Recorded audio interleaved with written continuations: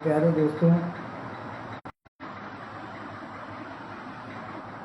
हैं, जो हमारी सांस हम लेते हैं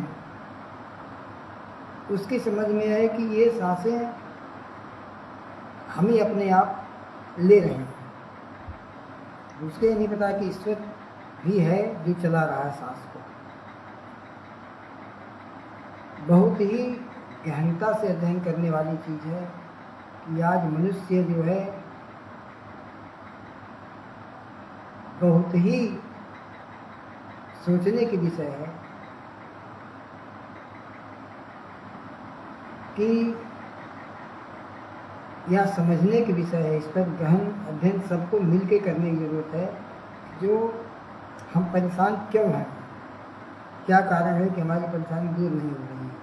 पूजा भी कर रहे हैं, पाठ भी कर रहे हैं, सब कुछ कर रहे हैं, लेकिन परेशान हर इंसान है। कोई 1 लाख तनख्वाह पाता है, कोई 2 लाख पाता है, लेकिन फिर भी आदमी परेशान रहता है। दोस्तों, हम ये बताना चाहते हैं कि जीवन चलाने के लिए ईश्वर ने ही बनाया है 2 रास्ते। एक माया की और भक्ति की, जो पिछली वीडियो में हमने डाला था। भक्ति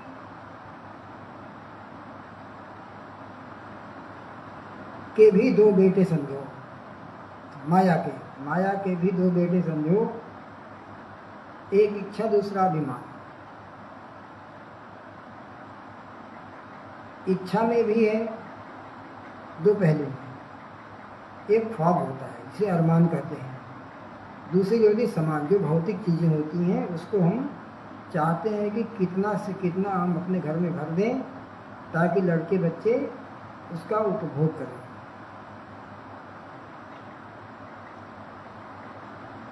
अभिमान, अरमान इच्छे से पैदा है, लेकिन अरमान का मतलब हम बहुत ख्वाब देखते हैं कि हमारे पास धन हो जाए, दौलत हो जाए। 1 मकान हो गया तो 2 मकान बन जाए, 2 मकान हो गया 4 मकान बन जाए, एसी लग जाए, कूलर लग जाए। मतलब तमाम इच्छाएं बढ़ती जाएंगी, वो कम नहीं होंगी। अभिमान के हैं 2। अभिमान जो है जब आप करोगे तो पतन की तरफ ले जाएगा, उत्थान नहीं होगा, वो पतन होगा। दूसरा है कि एक दूसरे से द्वेष की भावना रहेगी। द्वेष की भावना रहेगी तो आप कभी आगे बढ़ नहीं पाओगे। आपसे लोग कटने लगेंगे। जब कटने लगेंगे तब आप परेशान हो जाओगे कि लोग हमसे मिल क्यों नहीं रहे हैं। दूसरा है भक्ति। भक्ति के भी 2 हैं। भक्ति में भी 2 हैं। एक तो स्वार्थ भक्ति होती है, दूसरी वात्सल्य भक्ति होती है, जो कोमल होती है। स्वार्थ भक्ति वो है, आदमी भगवान के दरबार में गया, दरबार में जाने के बाद तो हनुमान जी से विनती कर रहा है कि हे प्रभु, अगर हमारे लड़के बच्चे नौकरी में लग जाएं तो हम आपको 10 किलो लड्डू चढ़ाएंगे,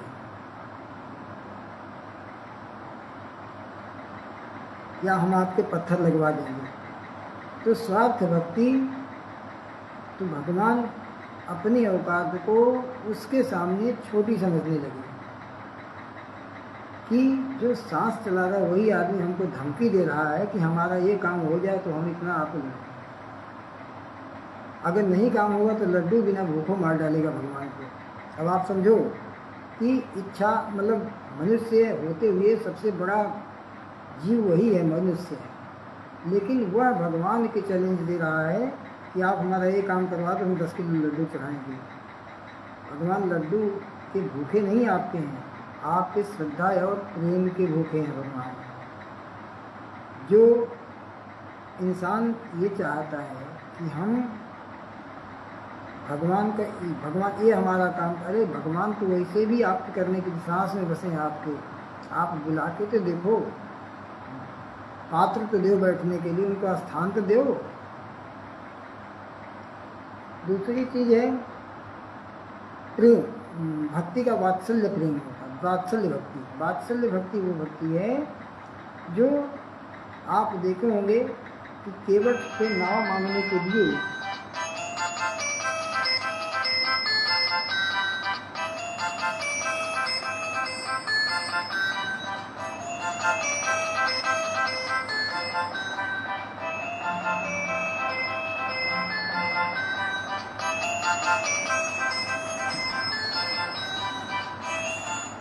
हेलो हेलो, हाँ बताइए। नमस्ते बताइए।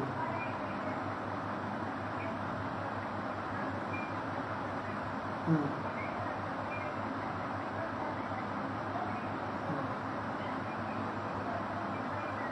हाँ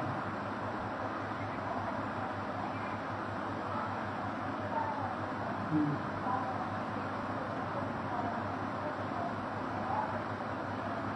फिर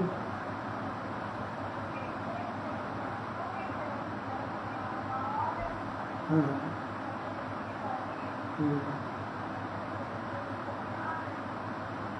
वही कहीं भिजवा दो ना।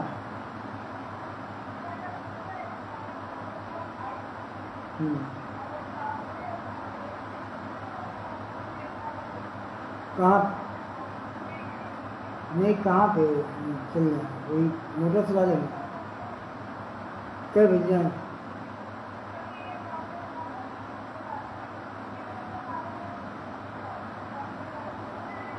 चलो 11 बजे चल जाएंगे। ठीक ठीक ठीक। तो वात्सल्य भक्ति होती है एक दो बेटे इसके समझो, प्रेम और संतोष। वात्सल्य भक्ति केवट के पास थी, जिसे निश्चल भक्ति कहते हैं। जैसे छोटा बेटा है, छोटा बच्चा है, वह माँ से जिद करता है, पिता से जिद करता है, तो वह निस्वार्थ भक्ति होती, बिना कोई इच्छा के कह देगा हमको आइसक्रीम खाना है, तो तुरंत सबके सामने कह देगा, कोई उसमें व्यवधान नहीं आएगा कहने में उसको। उसी प्रकार से केवट, भगवान राम जब केवट से न्याय मांग रहे हैं पार जाने के लिए, तो वह सीधे कह दे रहा है कि प्रभु हम नाव पे आपको नहीं बैठाएंगे। इसलिए बोले क्यों? बताएं कि आपके पैर की धूल में कोई जादू है जो पत्थर को नारी बना देता है, तो प्रभु हमारी नाव तो काट की है। ये है वात्सल्य प्रेम। लेकिन भगवान समझ गए, अंतर्यामी है, कहाँ हम चढ़ाएंगे, आपसे उतराई भी नहीं देंगे। लेकिन वह धुल के चढ़ाए, वो अपना, वह निश्चल प्रेम है। जब माँ कौशल्या जब बताई कि हे प्रभु हम आपको पाना चाहते हैं, तो भगवान को उस समय बालक रूप में भी आना पड़ा उनको। चैत्रमास में जो भी बीता है नवमी, उसमें भगवान राम को बालक रूप में ही पाई हैं, जिसमें आप लोग भय प्रगट कृपाला दीन दयाला, वो भी वात्सल्य प्रेम था। हम आपको बालक रूप में देखना चाहते हैं, तो भगवान बालक रूप में भी दर्शन दिए हमको। इसलिए केवट का प्रेम होगा, सबरी का प्रेम था, सबरी का भी प्रेम उसी प्रकार निश्चल भाव से था। वात्सल्य प्रेम में ही गिनती होती है कि निस्वार्थ भाव से अपनी सब कुछ त्याग करके, अपना विवाह शादी नहीं किया।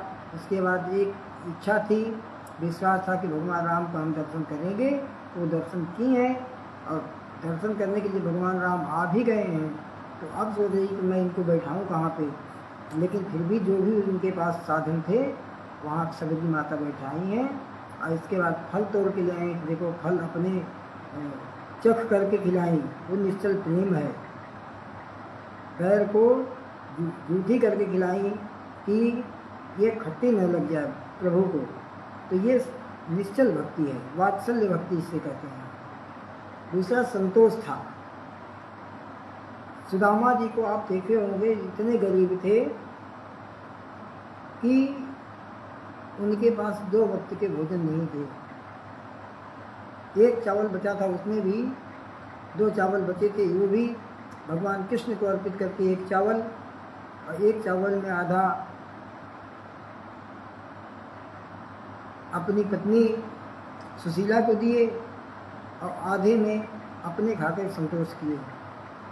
वह संतोष, वह आप सुदामा में देख सकते हो। उतने ही में आत्मा तृप्त हो गई। जिस दिन कुछ नहीं मिला भिक्षा में, उस दिन वो पानी पी के सो गए भगवान के नाम का, लेकिन पेट भर गया उनका। तो संतोष भी बहुत बड़ी चीज है। जिस दिन यह माया रूपी रास्ते को त्याग करके आप भक्ति वाले रास्ते को चुन लोगे, उस दिन उसी में संतोष हो जाएगा। अब आपको तो परिश्रम भी नहीं करना है, आप परिश्रम करना भी नहीं चाहते हो, इसे युग भी बदल गया, आपको परिश्रम करना भी नहीं है। आपको केवल राम के नाम का जाप करना है, प्रभु के नाम का जाप करना है, इसी का नामोच्चारण करना है केवल। पहले तो लोग तपस्या करते थे, कई कई वर्षों तक करते थे, फिर फल मिलता था कि नहीं मिलता था ये भी पता नहीं था। सफलता नहीं मिली, राक्षस यज्ञ विध्वंस कर दिए, तो फिर इंसान जो है दूसरी जगह फिर करवाता था, कितना खर्चा होता था उसमें। लेकिन आप लोगों को कुछ भी नहीं खर्चा करना है, एक पत्र एक पुष्प लेकर के भगवान दरबार में चला जाना है और वहीं बैठ करके और नाम का जाप करना है केवल। आप सोते रहो, बैठते रहो, जगते रहो, कोई भी नहीं कह रहा चंदन अक्षर चढ़ाओ, हमें केवल श्रद्धा से प्रेम से भगवान के नाम का उच्चारण करना है। और इसी से आपके जीवन की नैया भगवान पार करने को तैयार हैं। लेकिन आप वो भी नहीं करना चाहते हो कि 1 सेकंड भगवान के लिए आप वहाँ 2 मिनट बैठ जाओ, भगवान राम की भक्ति कर डालो। नहीं करते हो आप, कोई भी नहीं करता है। सब कुछ कर लेगा आदमी, लेकिन भक्ति मार्ग नहीं चुन सकता है। और वह जो भक्ति मार्ग नहीं चुनता, वह जीते हुए मुर्दे के समान है, जो शास्त्र में कहा जाता है। वो आदमी जो भगवान के लिए एक आंसू नहीं बहा सकता है, एक समय नहीं दे सकता है, और दूसरों को क्या कर सकता है। इसलिए हमारी आपसे विनती है कि सब लोग अपने घरों में बैठ करके हमेशा प्रभु का स्मरण 10 मिनट, 5 मिनट, जो भी आपका समय हो, 23 घंटा 55 मिनट भगवान आपका सांस चला रहे हैं। वो नहीं सोते हैं कभी। भगवान सो जाएं, अगर हम आप सुलाते हैं उनको लेकिन भगवान सोते नहीं हैं। भगवान को पर्दा लगा के आप अंदर कर दें, लेकिन भगवान आप पिंजरे में बैठे रहो, उसको भी देख रहे हैं कि जीव हमारा तपस्या कर रहा है, हमारा विनती कर रहा है। केवल श्रद्धा और प्रेम ही बहुत बड़ा काफ़ी है मेरे दोस्तों। श्रद्धा और प्रेम से भगवान को पुकारो, आप हमेशा दौड़ते आएंगे। हनुमान चालीसा का पाठ करो, बजरंग बाण का पाठ करो, आप केवल इतना ही करना है। तो इस चीज़ को आप दोस्तों करो, क्योंकि बिना किए कल्याण है नहीं तो आप परेशान ही रहोगे। परेशानी दूर करना हो तो आप हमेशा, ये आज से ही कर लो, एक भगवान नाम की पुस्तक बना लो, उसमें लिख डालो कम से कम राम राम। आप देखो कि बिना मेहनत के परिश्रम का फल मीठा हो जाएगा। अपने आप जो भी आप काम सोच के करोगे, भगवान नाम का जाप से ही आपका काम आगे बढ़ना चालू होगा। जो विघ्न पड़ता होगा वह विघ्न खत्म हो जाएगा और आपका जो है जीवन ही बदल जाएगा। ये आप ऐसे विचार करना चालू कर दे, इधर 7 दिन के अंदर में आप देखोगे कि आपकी काया पलटना चालू कर देगी।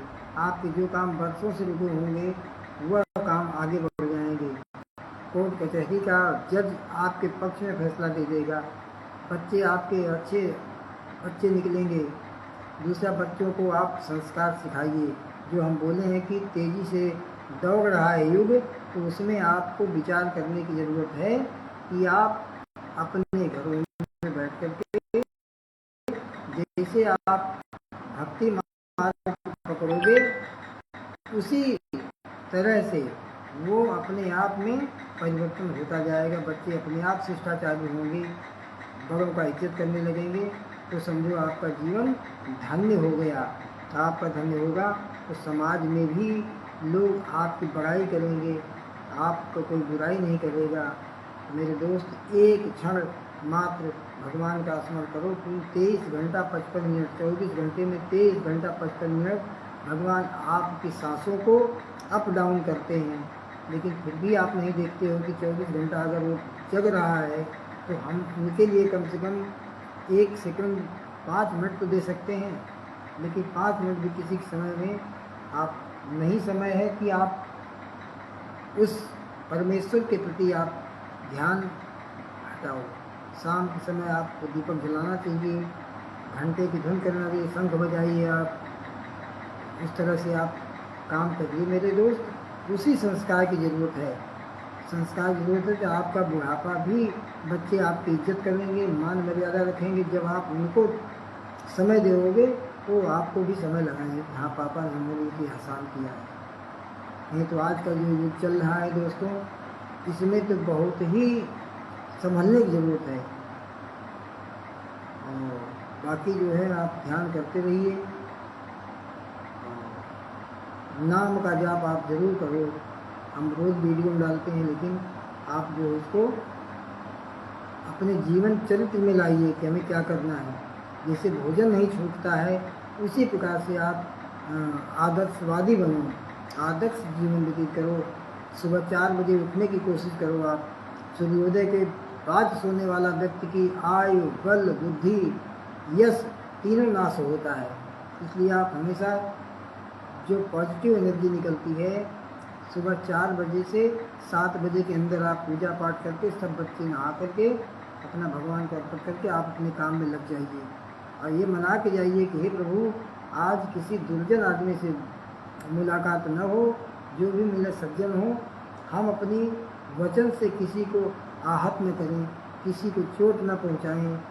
जो भी इन हाथों से काम करें वो अच्छे कामों में लगे। ये काम मानते हुए आप प्रभु से विनती करके, और कुछ मत मांगो, उनको सब पता है कि क्या आपको चाहिए क्या नहीं चाहिए। आप केवल भगवान का नाम लेकर के आप उनके कार्य करिए, जो कि उनके लिए धरती पर पैदा हुए हो। इसलिए आप मेरे प्यारे दोस्त कल से लग जाओ, कम से कम इतना करो। बाकी अपना तुम ही हो माता पिता, तुम ही हो बंधु सखा हमारे, है ना। तो ये कहते हुए आप स्मरण करिए भगवान का। इसी बात के साथ हम विनती लेते हैं। जय श्री राधे राधे, जय श्री कृष्णा, जय श्री राम, जय बजरंगबली महाराज की जय। ठीक है दोस्तों, नमस्कार। आप लोगों को बहुत बहुत धन्यवाद। चैनल हमारा देखा करो, लाइव ज़रूर देखो। आप इसको लाइक करो या मत करो, कम से कम अपने जीवन में लाओ, ताकि जीवन सफल बने।